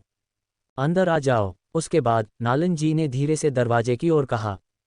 चरमराहट। जैसे ही दरवाजा खुला, एक सुंदर नौकरानी एक सूची पकड़े हुए अंदर आए। सम्मानित अतिथि, यह नीलामी आइटम सूची है जिसे एल्डर सुपरवाइजर ने मुझे लाने के लिए कहा था। कृपया एक नज़र डालें। नौकरानी ने एक सूची पकड़ी और धीरे से उसे नालन जी के सामने मेज पर रख दिया। नीलामी आइटम की सूची? क्या उसने मुझे पहले ही नहीं दे दी? इन शब्दों पर नालन जी ने अपनी भौहें सिकोड़ लीं, कुछ हद तक हैरान। नौकरानी ने हल्के से मुस्कुराते हुए बताया, बड़े पर्यवेक्षक ने कहा कि इस नीलामी में एक अतिरिक्त आइटम जोड़ा गया है। ये सूची हाल ही में संशोधित की गई है जिसे उन्होंने अभी भेजा है। नीलामी आइटम जोड़ा गया। नौकरानी के शब्दों को सुनकर नालन जी की आंखों में जिज्ञासा की एक झलक दिखाई दी। मैं पहले विदा लूंगा। सूची देने के बाद नौकरानी ने एक शालीन सलामी दी और फिर धीरे से निजी कमरे से बाहर निकल गई। क्या ऐसा हो सकता है कि उन्होंने कुछ असाधारण जोड़ा है? मेज पर सूची को देखते हुए नालन जी को जिज्ञासा का एक संकेत महसूस हुआ। आखिरकार अगर उन्होंने एक साधारण आइटम जोड़ा होता तो मिटीर नीलामी घर इतनी दूर नहीं जाता, विशेष रूप से एक नई सूची भेज रहा होता। इस बारे में सोचते हुए नालन जी ने हाथ बढ़ाया और सूची उठाई, ध्यान से उसकी जांच की। एक पल के बाद नालन जी की सांसें अचानक तेज हो गईं और उसका चेहरा एकदम बदल गया। 6ठी कक्षा की डू स्पिरिट पिल। इस नीलामी की मुख्य वस्तु वास्तव में 6ठी कक्षा की डू स्पिरिट पिल है। नालन जी की आंखें आश्चर्य से चौड़ी हो गईं जब उन्होंने अपने हाथ में सूची देखी। तुरंत नालन जी ने प्रतिक्रिया व्यक्त की और उनकी सांस एक बार फिर तेज हो गई। मुझे ये डू स्पिरिट पिल प्राप्त करनी चाहिए। 4 साल पहले जहर दिए जाने के बाद से नालन जी पूरे 4 साल तक 6 स्टार डुकिंग दायरे में फंसे रहे और सफलता हासिल करने में असमर्थ रहे। हर बार जब ब्रांडिंग आयरन जहर भड़कता था तो नालन जी को इसे दबाने के लिए काफ़ी ऊर्जा खर्च करनी पड़ती थी। तोड़ने की बात तो दूर, इन वर्षों में उनकी साधना में गिरावट का रुझान भी दिखा। अब इस डू स्पिरिट पिल की उपस्थिति ने निस्संदेह नालन जी को आशा दी। जब तक वह ये डू स्पिरिट पिल लेता, वह सफलतापूर्वक 7 स्टार डुकिंग दायरे में प्रवेश कर सकता था। तब तक वह ब्रांडिंग आयरन को पूरी तरह से दबाने में भी सक्षम हो सकता था। उसके शरीर में जहर, या फिर उसे खत्म भी कर दो, ये सोचते हुए नालन जी के चेहरे पर कुछ उत्तेजना आ गई। आज उसने ये डू स्पिरिट पिल पाने का दृढ़ निश्चय कर लिया था। उसी समय पास ही के एक दूसरे निजी कमरे में म्यू परिवार के मुखिया म्यू चेन को भी एक नौकरानी द्वारा लाई गई नवीनतम सूची मिली। डू स्पिरिट पिल, हा, वे वास्तव में एक डू स्पिरिट पिल की नीलामी कर रहे हैं। वास्तव में मेरे लिए भी यह स्वर्ग से भेजा गया अवसर है। अपने हाथ में सूची को देखते हुए म्यू चेन नालन जी से भी अधिक उत्साहित दिखाई दिया। हालांकि म्यू परिवार नालन परिवार और मितेर परिवार के साथ सभी शाही राजधानी में 3 प्रमुख परिवारों के रूप में पहचाने जाते थे, म्यू चेन जानता था कि म्यू परिवार और अन्य दो के बीच ताकत में अभी भी एक महत्वपूर्ण अंतर था। यदि म्यू परिवार और जियामा साम्राज्य के बीच मजबूत संबंध न होते तथा सेना में म्यू परिवार का प्रभाव न होता तो संभवतः यह अन्य 2 प्रमुख परिवारों के साथ प्रतिस्पर्धा करने के लिए पर्याप्त नहीं होता। इसके अतिरिक्त म्यू चेन की साधना 4 स्टार डुकिंग स्तर पर थी। यद्यपि उन्हें जियामा साम्राज्य में शीर्ष 10 शक्तिशाली लोगों में से एक के रूप में मान्यता दी गई थी, लेकिन दुर्भाग्य से उन्हें अंतिम स्थान दिया गया था। इस समय जब म्यू चेन ने अपने हाथ में सूची देखी तो उसका चेहरा उत्साह से भर गया। यदि उसे यह डू स्पिरिट पिल मिल जाती तो उसकी ताकत बहुत बढ़ जाती, जिससे म्यू परिवार और अन्य 2 प्रमुख परिवारों के बीच का अंतर कम हो जाता। ये 3 प्रमुख परिवारों के बीच म्यू परिवार की स्थिति को भी मजबूत करता। शाही राजधानी में प्रमुख परिवारों के अन्य निजी कमरों में भी इसी तरह की स्थिति सामने आई। नीलामी के शुरुआती चरणों में ऐसी कोई वस्तु नहीं थी जो माहौल में उत्साह जगाती। इसके अलावा बोली में भाग लेने वाले लोग नीलामी स्थल पर बैठे कुछ लोग ही थे। निजी कमरों में बैठी अपार संपत्ति वाली शक्तिशाली ताकतों ने अभी तक कोई कदम नहीं उठाया था। डिंग, क्रिस्टल प्लेटफॉर्म से एक और तीखी घंटी बजी। चेहरे पर मुस्कान लिए मितिर तुषान ने एक नौकरानी से एक छोटी चांदी की ट्रे प्राप्त की। ट्रे पर 2 पारदर्शी छोटी जेड बोतलें थीं, जिनमें से प्रत्येक में एक हल्की नीली गोली थी। जैसे ही ये गोलियां दिखाई दी, उन्होंने कई लोगों की निगाहें अपनी ओर खींच लीं। आखिरकार डूक्यूई महाद्वीप पर गोलियां तकनीक और मार्शल कौशल के बराबर भारी वस्तुएं थीं। कुछ गोलियां जो सीधे किसी की ताकत में सुधार करती थीं, उन्हें अनगिनत लोगों द्वारा और भी अधिक चाहा जाता था। इस गोली को एज योर स्पिरिट पिल कहा जाता है। मुझे लगता है कि आप में से कई लोगों ने इसकी प्रतिष्ठा के बारे में सुना होगा। यह उन लोगों की मदद कर सकती है जो लंबे समय से डू मास्टर के शिखर पर अटके हुए हैं, बाधाओं को तोड़ने के लिए। इसके अलावा इस एज योर स्पिरिट पिल को दूसरी श्रेणी की वस्तु के रूप में वर्गीकृत किया गया है। इसे लेने के बाद जो लोग भाग्यशाली हैं वे शक्ति में तेजी से वृद्धि का अनुभव कर सकते हैं, 2 सितारा डू ग्रैंड मास्टर के स्तर तक पहुंच सकते हैं। मितिर तुषान ने जेड की बोतलों में गोलियों की ओर इशारा किया, मुस्कुराते हुए बोलते हुए। जैसे ही मितिर तुषान के शब्द निकले, नीलामी स्थल पर हंगामा मच गया। चांदी की ट्रे पर जेड की बोतलों को देखते हुए अनगिनत आंखें जल उठीं। इस तरह की गोली जो व्यक्तियों को वर्ग बाधाओं को तोड़ने में मदद कर सकती थी, शाही राजधानी में भी लगभग एक दुर्लभ खजाना माना जाता था। हालांकि डू मास्टर और डू ग्रैंड मास्टर के बीच केवल एक चरित्र का अंतर था, केवल बाद वाले में प्रवेश करके ही किसी को डूक्यूई साधना के मार्ग में एक मास्टर के स्तर पर माना जा सकता था। ये लगभग एक गुणात्मक छलांग थी और अनगिनत लोग डू मास्टर के शिखर पर अटके हुए थे, वह कदम उठाने में असमर्थ थे। हालांकि एक भी एज और स्पिरिट पिल इन मुद्दों को आसानी से हल कर सकती थी। इसलिए जब ये गोली सामने आई तो सामने की पंक्ति में कुछ प्रमुख परिवारों ने भी थोड़ी दिलचस्पी दिखाई। आखिरकार एक एज और स्पिरिट पिल एक डू ग्रैंड मास्टर की खेती कर सकती थी। लंबे समय में ये सौदा काफी लाभदायक था, खासकर तब जब डोमिनेटर को जियामा साम्राज्य में मास्टर माना जाता था। डू ग्रैंड मास्टर का स्तर कई ताकतों के लिए एक महत्वपूर्ण स्तंभ था। उनमें से कुछ और होना निस्संदेह फायदेमंद होगा। बेशक, चूंकि आपने एज और स्पिरिट पिल के बारे में सुना है, इसलिए आपको इसके कुछ नकारात्मक प्रभावों के बारे में भी पता होना चाहिए। नीलामीकर्ता मुस्कुराया, उसकी आंखों में चालाकी का भाव था। उसने एज और स्पिरिट पिल के प्रतिकूल प्रभावों के बारे में स्पष्ट रूप से नहीं बताया, इसके बजाय उसने उन्हें अस्पष्ट रूप से अनदेखा किया और फिर अपना हाथ हिलाया। शुरुआती बोली 330,000, 340,000। जैसे ही नीलामीकर्ता के शब्द निकले, पीछे से किसी ने जोर से चिल्लाया। 350,000। जाहिर है कि दूसरे दर्जे की एज्योर स्पिरिट पिल में बहुत से लोग दिलचस्पी रखते थे, इसलिए 1 मिनट से भी कम समय में पिछली बोली को पार कर लिया गया। अध्याय 48, 5वां क्रम, जादुई जानवर का अंडा। निजी कमरे में गूहे चुपचाप कुर्सी पर बैठा था, उंगलियां आपस में जुड़ी हुई थीं। जैसे जैसे बढ़ती कीमतें उसके कानों में गूंजती गईं, उसके चेहरे पर एक हल्की मुस्कान आ गई। यह मितेर तुशान वास्तव में एक समझदार व्यवसायी था। उसने केवल द्वितीय श्रेणी की एज्योर स्पिरिट पिल के प्रभावों का उल्लेख किया, लेकिन इसकी कमियों का खुलासा नहीं किया। द्वितीय श्रेणी की एज्योर स्पिरिट पिल एक फाइटर को बाधाओं को तोड़ने और आगे बढ़ने में मदद करने के लिए प्रभावी होने के बावजूद केवल 1 या 2 सितारों की ताकत बढ़ा सकती थी। इसके अलावा इसमें बैकलैश का एक महत्वपूर्ण जोखिम था। नीलामी हॉल में बोलियां लगातार गूंजती रहीं। केवल 10 मिनट में एक एज्योर स्पिरिट पिल की कीमत 350,000 से बढ़कर लगभग 480,000 हो गई थी। इस बिंदु पर बोली घोषणाएं विरल हो गईं। आखिरकार कई लोगों के लिए 480,000 की एक गोली पहले से ही काफ़ी बड़ी थी। 2 गोलियां लगभग 1 मिलियन की होंगी, जो कई लोगों के लिए बहुत अधिक कीमत है। 5,50,000। जब कीमत 4,90,000 पर रुकी तो निजी कमरे में एक हल्की तेज आवाज़ सुनाई दी। 60,000 की अचानक वृद्धि सुनकर गूहे ने आश्चर्य से देखा। उसने खुद से कहा, ऐसा लगता है कि किसी प्रमुख परिवार ने इस एज्योर स्पिरिट पिल पर अपनी नज़रें गड़ा दी हैं। निजी कमरे से अचानक बोली लगने से पहले से शोरगुल से भरा नीलामी हॉल तुरंत शांत हो गया। जो लोग फिर से बोली बढ़ाने का इरादा कर रहे थे, उन्होंने एक दूसरे को देखा और अनिच्छा से बैठ गए। हालांकि उनके पास कुछ पैसे थे, लेकिन निजी कमरे में मौजूद प्रमुख परिवारों की तुलना में वे निस्संदेह अपनी क्षमताओं को ज्यादा आंक रहे थे। उस स्थिति में बस हार मान लेना बेहतर था। 5,60,000, 5,70,000, 5,80,000, 5,90,000... अंत में एज्योर स्पिरिट पिल 6 लाख सोने के सिक्कों में बिकी। एज्योर स्पिरिट पिल की नीलामी के बाद निम्नलिखित वस्तुओं की कीमतें इतनी अधिक नहीं पहुंचीं। कुछ वस्तुओं पर केवल एक बार बोली लगाई गई और उन्हें सफलतापूर्वक ले जाया गया। इससे मंच पर मौजूद मितेर तुशान कुछ हद तक परेशान हो गए। आखिरकार इससे उनके प्रदर्शन और आय पर असर पड़ा। सौभाग्य से 10 मिनट से अधिक समय तक चली इस मंदी के बाद यह अचानक बढ़ गई। नीलामी की वस्तु के कारण गूहे का भी ध्यान आकर्षित हुआ। क्रिस्टल प्लेटफॉर्म पर गूहे ने लाल कपड़े से ढकी एक चांदी की प्लेट को ध्यान से उठाया, रहस्यमय भाव के साथ दर्शकों का सामना किया। हर कोई, नीलाम होने वाली अगली वस्तु निश्चित रूप से आपकी रुचि होगी। अगर इसे अच्छी तरह से पोषित किया जाए तो यह आपके परिवार में डुकिंग स्तर की इकाई भी पैदा कर सकती है। मितेर तुशान का परिचय सुनकर गूहे को थोड़ा बहुत आभास हुआ कि क्या नीलाम होने वाला है। 5वें क्रम का जादुई जानवर का अंडा, आयरनविंग जायंट ईगल। इस समय मितेर तुशान ने अपना हाथ हिलाया, जिससे चांदी की प्लेट पर एक नीले रंग का जादुई जानवर का अंडा दिखाई दिया, जो अजीबोगरीब पैटर्न से ढका हुआ था, जो काफी रहस्यमय लग रहा था। जैसा कि अपेक्षित था, मितेर तुशान के हाथ में नीले जादुई जानवर के अंडे को देखकर गूहे के होठों पर मुस्कान आ गई। पूरा नीला जादुई जानवर का अंडा अजीबोगरीब पैटर्न से ढका हुआ था, जो काफी रहस्यमय लग रहा था। इस तथाकथित 5वें क्रम के जादुई जानवर के अंडे की उपस्थिति ने नीलामी में क्षणिक शांति ला दी। हालांकि ये शांति ज्यादा देर तक नहीं रही, इससे पहले कि यह फिर से उत्साह में बदल जाए।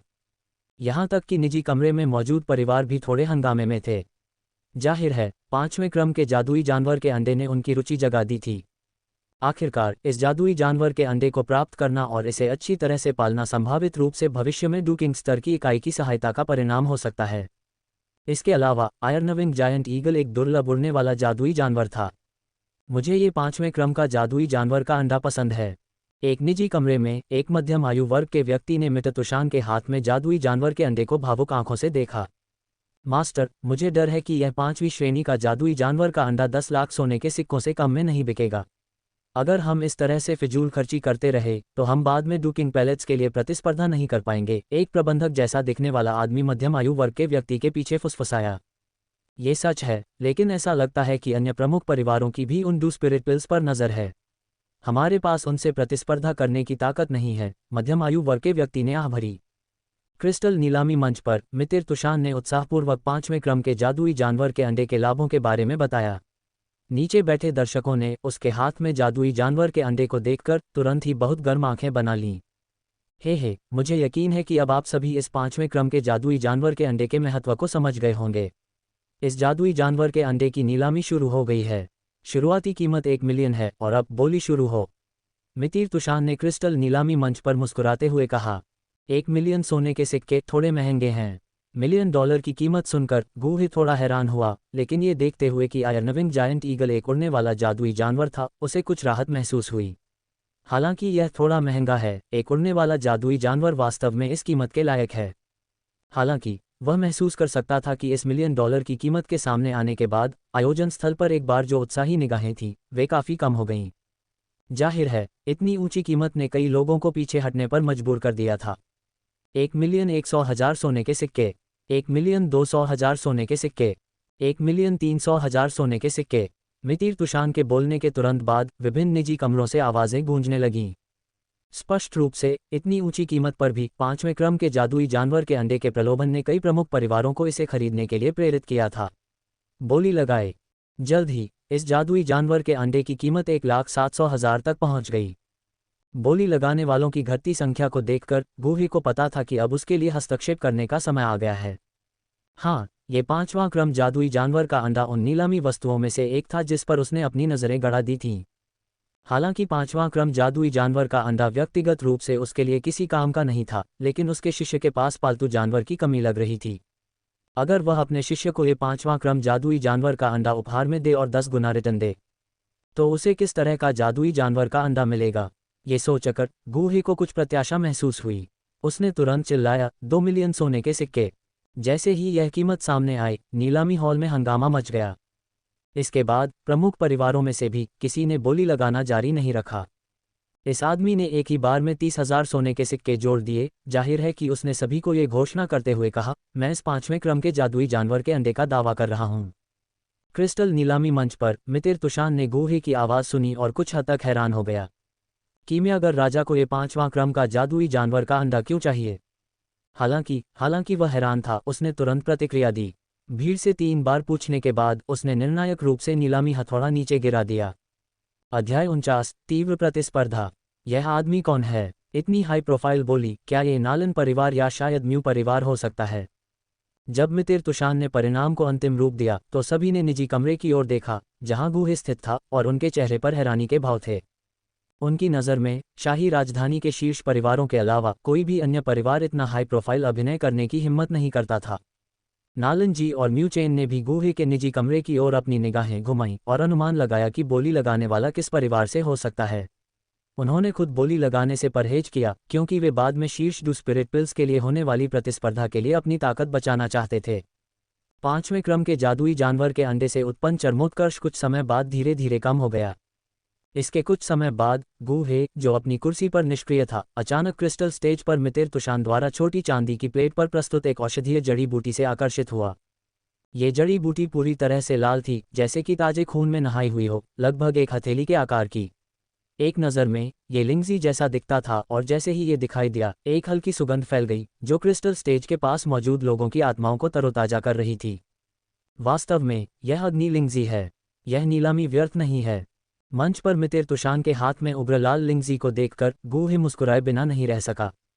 यह अग्नि लिंगजी केवल 5वीं श्रेणी की आध्यात्मिक जड़ी बूटी थी और सैद्धांतिक रूप से इसका गूहे के लिए कोई उपयोग नहीं था। हालांकि यह अग्नि लिंगजी 5वीं श्रेणी की गोली के लिए मुख्य घटक थी। बैंगनी आत्मा की गोली। हाँ, इस अग्नि लिंगजी का उपयोग बैंगनी आत्मा की गोली के लिए मुख्य दवा को परिष्कृत करने के लिए किया गया था। पर्पल स्पिरिट पिल का काम सील या अंदरूनी चोटों के कारण खराब हुई ताकत को पूरी तरह से बहाल करना था। गूहे इस पर्पल स्पिरिट पिल को खास तौर पर आइस सम्राट हाइबोडोन के लिए तैयार कर रहे थे। फिलहाल आइस सम्राट हाइबोडोन की ताकत रानी मेडुसा की सांप सील के कारण डू स्पिरिट क्षेत्र में वापस चली गई थी।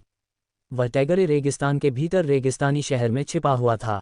हाइबोडोन के बारे में सोचते हुए गूहे मुस्कुराए बिना नहीं रह सके। इस बारे में बात करते हुए उन्हें और हाइबोडोन को पुराने परिचित माना जाता था।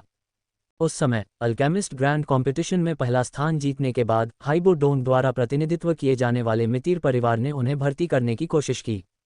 हालांकि उन्होंने हाइबोडोन के निमंत्रण को अस्वीकार कर दिया और बाद में यूनलान संप्रदाय में शामिल हो गए, लेकिन उनके रिश्ते अभी भी काफ़ी अच्छे थे। कुछ समय बाद उन्होंने टैगरे रेगिस्तान में अपने इस पुराने दोस्त से मिलने की योजना बनाई। जहां तक पर्पल स्पिरिट पिल की बात है तो वह हाइबोडोन को अपना एहसान चुकाने के लिए तैयार कर रहे थे। फायर लिंगजी केवल ज्वालामुखियों के तल पर जीवित रहती है। ज्वालामुखी ऊर्जा और पृथ्वी की कोर आग को अवशोषित करके बढ़ती है। आम लोगों के लिए इसे इकट्ठा करना बेहद मुश्किल है। यहाँ तक कि कुछ डू लिंग विशेषज्ञ या यहाँ तक कि डू वांग विशेषज्ञ भी ज्वालामुखी जैसी जगहों पर आसानी से जाने की हिम्मत नहीं करेंगे। क्रिस्टल स्टेज पर मितिर तुशान नीचे लोगों को समझा रहे थे। बाद में मितिर तुशान ने फायर लिंगजी के उपयोग और उत्पत्ति के बारे में भी विस्तार से बताया। उनके स्पष्टीकरण के तहत भीड़ की प्रतिक्रिया काफ़ी अच्छी थी। ऐसा लग रहा था कि कई लोग इस फायर लिंगजी में रुचि रखते थे। आकलन के अनुसार इस फायर लिंगजी की शुरुआती कीमत 7 लाख निर्धारित की गई है। चलो शुरू करते हैं सब लोग। इसके बाद मितिर तुशान ने कीमत की घोषणा की और दर्शकों की ओर मुस्कुराए। इस उच्च कीमत की घोषणा के बाद कुछ लोग जो मूल रूप से रुचि रखते थे अचानक निराश हो गए। हालांकि वे 7 लाख खर्च कर सकते थे, लेकिन इस तीव्र प्रतिस्पर्धा के बीच इस चीज़ की कीमत दोगुनी हो जाना काफ़ी सामान्य बात थी। उनके पास पर्याप्त धन नहीं था, इसलिए ऐसे प्रतिस्पर्धी माहौल में बोली लगाना उनके साधनों के भीतर ही करना पड़ा। 7,20,000। बेशक बोली से हटने वालों के अलावा अभी भी काफ़ी लोग इस वस्तु के लिए प्रतिस्पर्धा करने के लिए दृढ़ थे। 7,40,000। गूहे चुपचाप अपनी कुर्सी पर बैठा रहा, लगातार बढ़ती कीमतों को सुनता रहा, लेकिन उसने प्रतिस्पर्धा करने की जल्दी नहीं की। जैसे जैसे समय बीतता गया, बढ़ती कीमतों के कारण बोली लगाने वालों की संख्या धीरे धीरे कम होती गई। अंत में प्रतिस्पर्धा करने वाले केवल 2 लोग बचे थे, और इस समय तक कीमत पहले ही लगभग 1,70,000 तक पहुंच चुकी थी। 1,02,000। जैसे ही अखाड़े में कीमतें बढ़ती रहीं, आखिरकार एक सुस्त आवाज़ सुनाई दी। अनगिनत निगाहें उस आवाज़ का पीछा करती रहीं और आखिरकार गुहे के निजी कमरे पर टिक गईं। बोली में अचानक उछाल ने अखाड़े में सभी को आश्चर्यचकित कर दिया, और जब मितिर तुशान ने देखा कि बोली लगाने वाला एक बार फिर गूहे था, तो उसकी आंखों में आश्चर्य की झलक दिखाई दी। उनके विचार से इस नीलामी में गूहे की दिलचस्पी वाली कोई चीज़ नहीं होनी चाहिए। हालांकि ये तथ्य कि पिल्किंग इतना सक्रिय था और लगातार उदार बोलियां लगा रहा था, उसे हैरान कर रहा था। 1,02,000 की कीमत के साथ गूहे ने शेष 2 बोलीदाताओं को दबाया, और आसपास की निगाहों को महसूस करते हुए उसने कोई ध्यान नहीं दिया। यह महसूस करने पर कि बोलीदाता गूहे था, मितिर तुशान ने 3 बार पूछने के बाद नीलामी के हथौड़े को नीचे पटक दिया। इस आदमी को फिर से मिल गया। वह कहाँ से है? उसके पास इतना धन कैसे हो सकता है? क्या वह 3 प्रमुख परिवारों में से एक से हो सकता है? नालन और म्यू चेन के चेहरे पर अविश्वास के भाव थे। गूहे ने लगातार 2 बार बोली लगाई थी, और दोनों बार काफ़ी असाधारण थी। इससे उन दोनों को उसकी पहचान पर संदेह होने लगा। क्या वह शाही परिवार से हो सकता है? अचानक उनके दिमाग में एक विचार आया। हालांकि इस विचार को तुरंत खारिज कर दिया गया। अगर शाही परिवार से कोई नीलामी में भाग लेता तो उनका लक्ष्य निस्संदेह अंतिम डू स्पिरिट पिल होता। वे इन 2 वस्तुओं पर इतनी बड़ी रकम कैसे खर्च कर सकते थे? ये सोचकर वे दोनों हैरान रह गए। जब उन्होंने डू स्पिरिट पिल की आगामी नीलामी के बारे में सोचा तो उन्हें अचानक एहसास हुआ, मिटर ऑक्शन हाउस को डू स्पिरिट पिल कहाँ से मिली? इसके अलावा कोई पूर्व सूचना नहीं थी। आमतौर पर मिटर ऑक्शन हाउस प्रतिभागियों को पर्याप्त रूप से तैयार होने का मौका देने के लिए ऐसी वस्तु का प्रचार करता है। यहाँ तक कि इस नीलामी का स्तर भी स्वर्गीय स्तर तक बढ़ाया जा सकता था। हालांकि मिटर ऑक्शन हाउस ने ऐसा कुछ नहीं किया, जब तक कि उन्हें अचानक डू स्पिरिट पिल नहीं मिल गई और उनके पास सूचनाएं भेजने का समय नहीं था। इसके अलावा ये डू स्पिरिट पिल, एक 6ठी रैंक की गोली, पूरे गामा साम्राज्य में केवल एक व्यक्ति द्वारा परिष्कृत की जा सकती थी। एक पल में नालन और म्यू चेन को उनके जवाब मिल गए।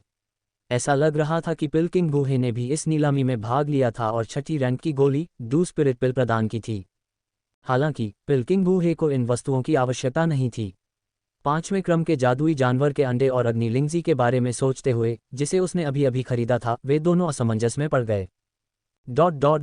सभी नीलाम होने वाली अगली वस्तु इस नीलामी की अंतिम वस्तु है, और अंतिम चरमोत्कर्ष भी। मुझे विश्वास है कि आने वाली वस्तु निश्चित रूप से आपको निराश नहीं करेगी। इस समय क्रिस्टल नीलामी मंच से मितिर तुशान की उत्साहित आवाज़ आई। आवाज़ सुनकर गूहे क्रिस्टल मंच की ओर देखने से खुद को रोक नहीं सका। जब उसने मितिर तुशान के चेहरे पर लालिमा देखी तो वह क्षण भर के लिए स्तब्ध रह गया, फिर फुसफुसाया, ऐसा लगता है कि डू स्पिरिट पिल प्रकट होने वाली है। ऐसा लगता है कि नीलामी का तुरुप का पत्ता सामने आने वाला है। मितिर तुशान के बदलते हाव भाव को देखकर दर्शकों में से कई लोगों ने भी कुछ नोटिस किया।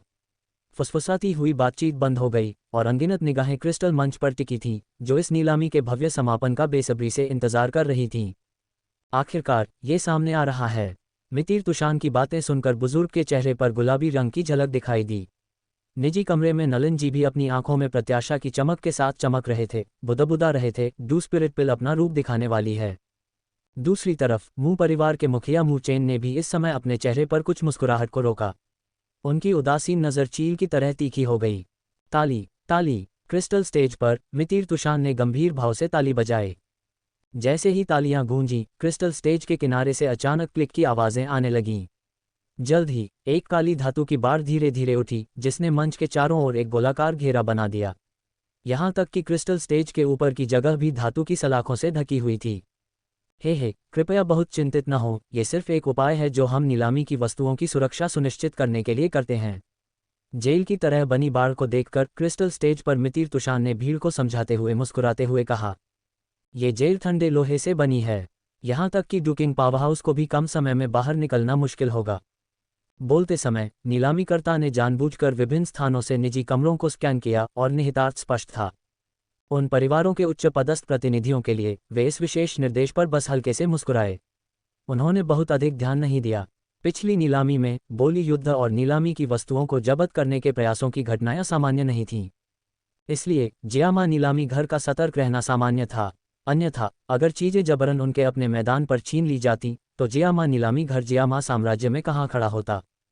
गूहे के लिए जियामा नीलामी घर द्वारा इस अत्यधिक सतर्क कदम ने उन्हें एक पल के लिए रुकने पर मजबूर कर दिया, लेकिन वे जल्दी से संभल गए। डुकिंग पावरहाउस के लिए डू स्पिरिट पिल का प्रलोभन बहुत बड़ा था। कुछ लोग जोखिम उठा सकते हैं, और उन्होंने जियामा नीलामी घर की दूसरी मंजिल पर कुछ छिपी हुई आभाओं को भी महसूस किया। उनमें से एक बेहद शक्तिशाली थी, संभवतः जियामा परिवार के मुखिया जियामा तेनशान से आ रहा है। ऐसा लगता है कि जियामा तेनशान भी इस डू स्पिरिट पिल को लेकर सहज नहीं है, गूहे ने सोचा। उसके चेहरे पर एक मुस्कान खेल रही थी। गूहे क्रिस्टल स्टेज को देखता रहा। इस समय नीलामीकर्ता ने नीचे काउंटर से सावधानी से आधा फुट आकार की बैंगनी सोने की प्लेट निकाली। प्लेट में एक हथेली के आकार का बर्फीला जेड बॉक्स रखा हुआ था।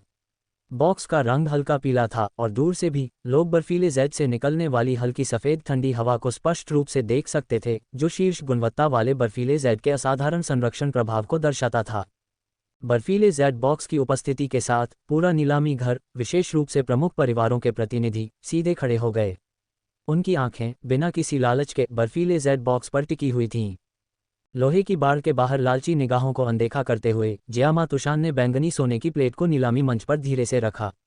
उसकी मुरझाई हुई उंगलियों ने सावधानी से डिब्बे का ढक्कन उठाया। अचानक पीली रोशनी का एक विस्फोट हुआ। सुनहरी रोशनी के साथ शून्य में ऊर्जा का उतार चढ़ाव भी हुआ। अचानक प्रकाश के विस्फोट ने पूरे नीलामी घर को रोशन कर दिया। कुछ अप्रस्तुत लोगों ने सहज रूप से अपनी आंखें बंद कर लीं। बाद में जब उन्होंने अनुकूलन किया तो उनकी निगाहें क्रिस्टल स्टेज पर बर्फीले जेड बॉक्स पर टिकी थीं। इसमें एक लोंगन के आकार की सुनहरी गोली चुपचाप पड़ी थी। गोली की सतह बेहद गोल थी।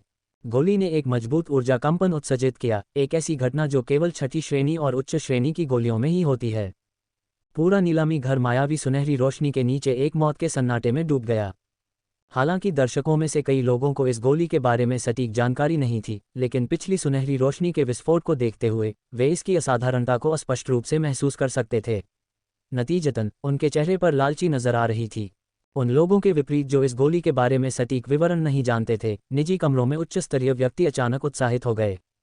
भावनात्मक उतार चढ़ाव के कारण कुछ शक्तिशाली लोग अनियंत्रित क्यूई से भर गए। क्रिस्टल स्टेज पर जियामा तुषान डू स्पिरिट पिल द्वारा बनाए गए माहौल को देखकर संतुष्टि से मुस्कुराए। फिर उन्होंने अपनी नज़र निजी कमरों में बैठी ताकतों पर घुमाई। उन्हें स्पष्ट था कि ये लोग डू स्पिरिट पिल के शक्तिशाली दावेदार थे। समय बर्बाद मत करो, अपनी बोली लगाओ। जियामा तुषान के वाचाल शब्दों को सुनकर निजी कमरों से अधीर आवाज़ें आईं। नालन जी और म्यूचेन ने जियामा तुषान के हाथ में डू स्पिरिट पिल को देखा। उनकी आंखें तीव्र इच्छा से भर गईं। हे मुस्कुराते हुए सिर हिलाते हुए नीलामीकर्ता ने अपना गला साफ किया, फिर गंभीरता से कहा, इस डू स्पिरिट पिल का मूल्य मुझे विश्वास है कि आप सभी समझ गए होंगे। मैं अभी शुरुआती कीमत निर्धारित नहीं करूंगा।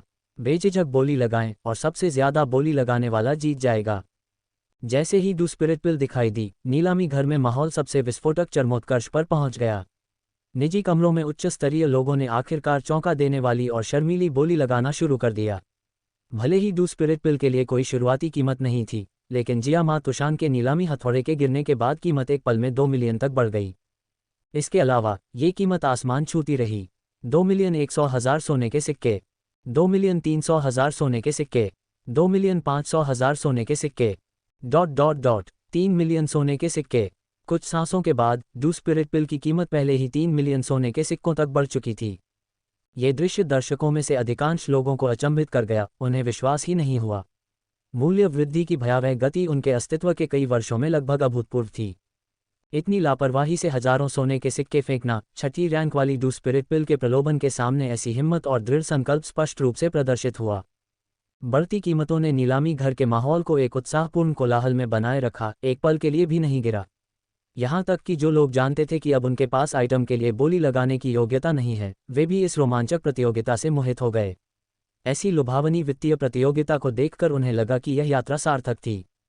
जैसे जैसे इस खूनी प्रतियोगिता में तेजी से बढ़ती कीमतें लगभग आधे घंटे तक जारी रहीं, ये धीरे धीरे अपने अंतिम चरण में पहुंच गई। अब तक डू स्पिरिट पिल की कीमत 5 मिलियन की आश्चर्यजनक राशि तक पहुंच गई थी। 5 मिलियन, जियामा साम्राज्य में मिटेल परिवार की कुल वार्षिक आय के बराबर राशि।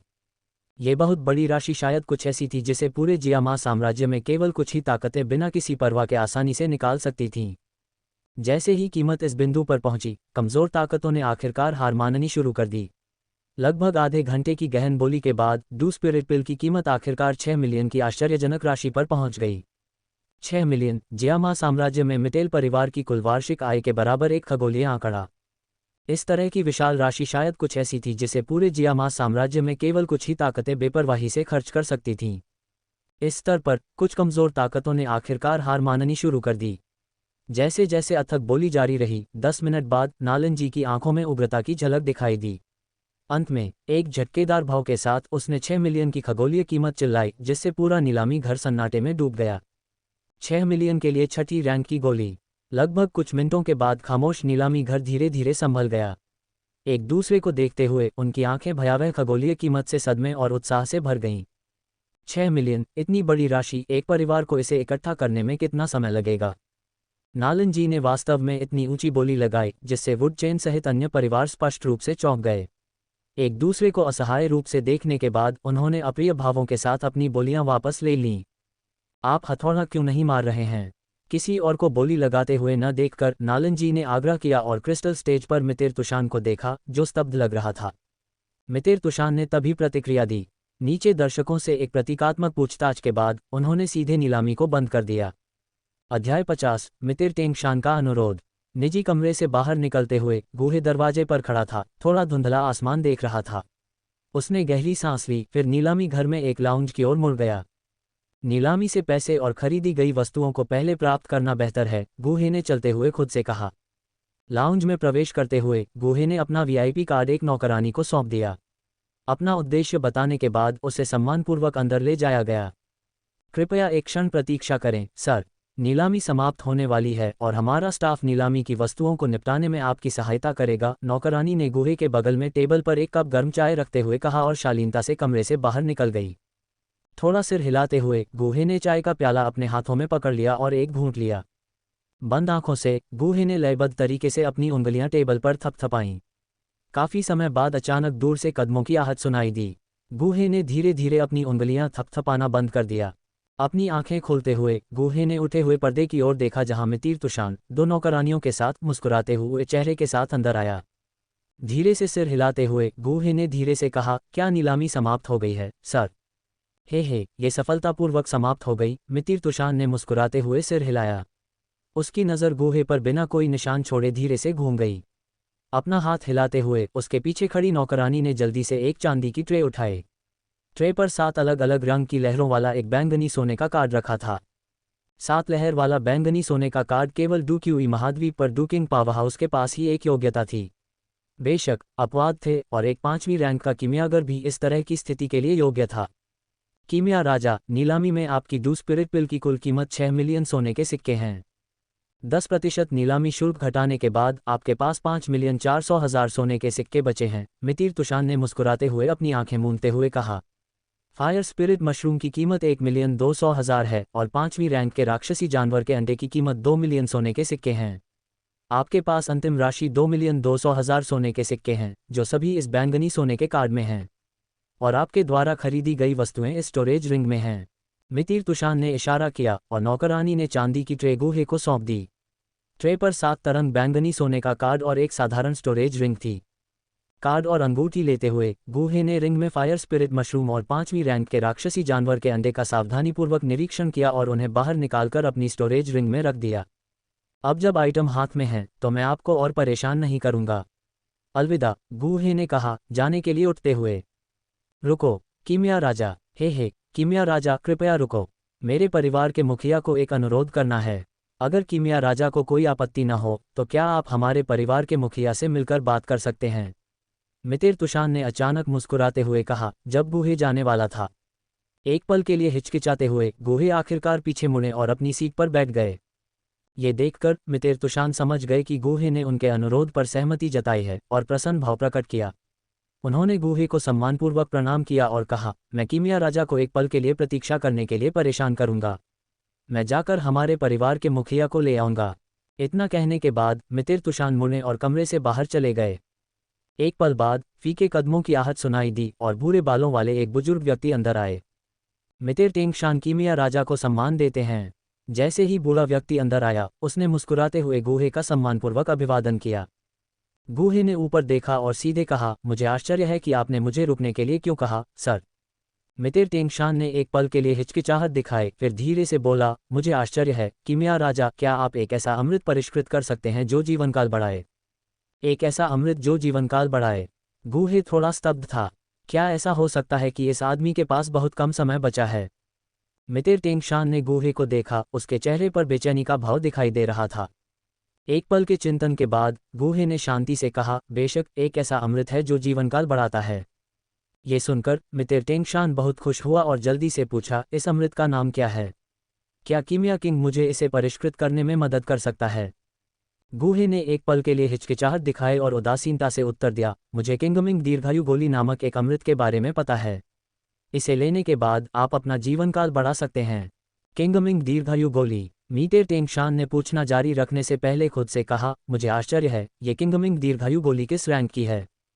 गुहे ने उसकी ओर देखा और उत्तर दिया, ये 6ठी रैंक का अमृत है। 6ठी रैंक का अमृत? ये सुनकर मितिर टेंगशान के चेहरे पर आश्चर्य का भाव दिखाई दिया। उसके बाद एक संघर्षपूर्ण भाव आया। उसने संकोच से पूछा, तो क्या मैं पूछ सकता हूँ, किंगमिंग दीर्घायु गोली लेने के बाद जीवनकाल कितना बढ़ाया जा सकता है? गुहे ने शांति से कहा, इसे लेने के बाद आप अपनी आयु 10 साल तक बढ़ा सकते हैं। 10 साल? गुहे के शब्दों को सुनकर मितिर टेंगशान एक बार फिर आश्चर्यचकित हुआ और फिर उसकी आंखों में खुशी की एक झलक दिखाई दी। मुझे आश्चर्य है कि क्या कीमिया राजा मेरे लिए किंगमिंग दीर्घायु गोली को परिष्कृत कर सकता है? मितिर टेंगशान ने गुहे को कुछ उम्मीद के साथ देखा, उसके स्वर में अनुरोध का संकेत था। मितिर परिवार के बुजुर्ग बर्फ सम्राट हेबोडोन के लापता होने के बाद से मितिर परिवार बेहद अजीब स्थिति में आ गया था। अपनी स्थापना के बाद से मितिर परिवार ने मुख्य रूप से व्यवसाय पर ध्यान केंद्रित किया था।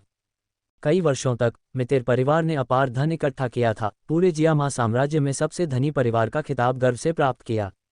हालांकि समस्या ये थी कि इतनी विशाल संपत्ति होने के बावजूद मितिर परिवार के पास इसकी रक्षा करने के लिए एक शक्तिशाली बल की कमी थी। कहावत है कि निर्दोष को कोई नुकसान नहीं होगा, लेकिन जिनके पास खजाना है उन्हें इसका खामियाजा भुगतना पड़ेगा। वर्तमान में मितिर परिवार एक मोटे मांस के टुकड़े जैसा लग रहा था, जिसे विभिन्न ताकतें निशाना बना रही थीं। खासकर शाही ताकतें, जो लंबे समय से मितिर परिवार की संपत्ति पर लालच कर रही थीं। जब तक बर्फ सम्राट हाइबोडोंग मितिर परिवार की रखवाली कर रहे थे, तब तक किसी ने भी उनके प्रति कोई गलत इरादा रखने की हिम्मत नहीं की। लेकिन बर्फ सम्राट हाइबोडोंग के गायब होने के बाद से मितिर परिवार ने अपना सबसे मजबूत समर्थन खो दिया। अपने पास इतनी संपत्ति होने के कारण मितिर परिवार स्वाभाविक रूप से विभिन्न ताकतों की आंखों में कांटा बन गया। यहाँ तक कि कई शहरों में मितिर परिवार को मितिर नीलामी घर की शाखाएं स्थापित करने के लिए मजबूर करने की कोशिशें की गईं। इस वजह से मितिर परिवार के पास कुछ दूरदराज के शहरों पर नजर रखने के अलावा कोई विकल्प नहीं था। यहाँ तक कि छोटा शहर वुटन भी मितिर परिवार के लिए विकल्पों में से एक बन गया। वर्तमान में पूरा मितिर परिवार खुद को बनाए रखने के लिए पूरी तरह से मितिर टेंगशान पर निर्भर था। हालांकि वह जियामा साम्राज्य के शीर्ष 10 शक्तिशाली लोगों में से एक था, लेकिन उसकी ताकत उनमें सबसे कम थी। इसके अलावा वह बूढ़ा था, सीमित प्रतिभा वाला था और उसे अपने जीवन के बाकी समय में डूकिंग के स्तर पर ही रहना था। मितिर परिवार में कोई उत्कृष्ट प्रतिभा नहीं उभरने के कारण मितिर टेंगशान को मितिर परिवार के भविष्य के लिए योजना बनानी पड़ी।